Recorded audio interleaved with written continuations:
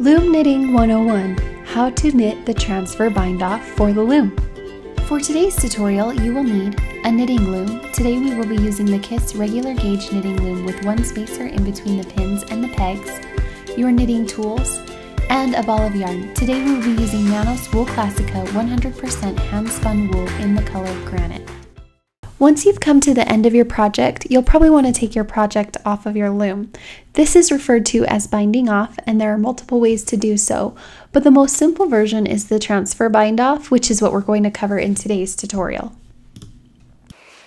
Step 1. Transfer the first stitch onto the second peg, making sure to go behind the pin.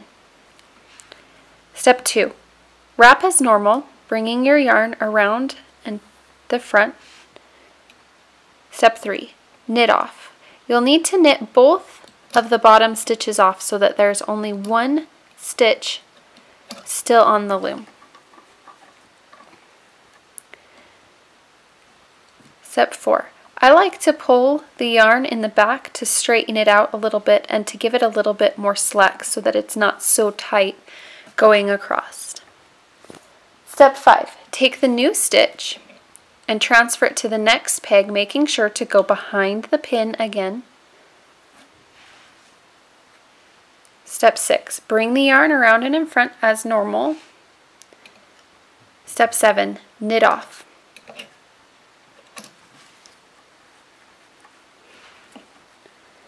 You'll want to repeat these steps for each stitch in the row, working all the way across your work.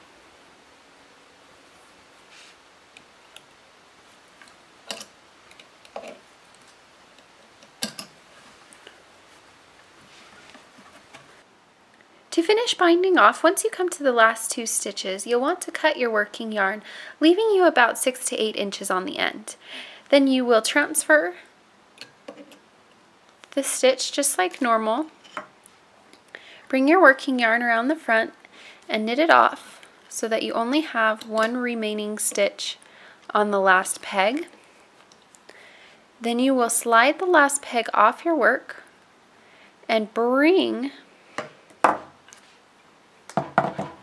making sure not to lose the loop, bring your working yarn that you have back through this loop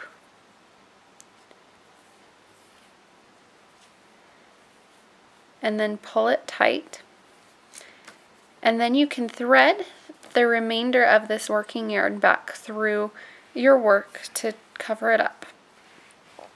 And there you have it, the simple transfer cast off.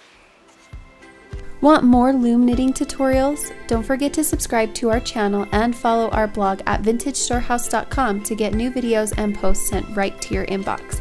Thanks for watching!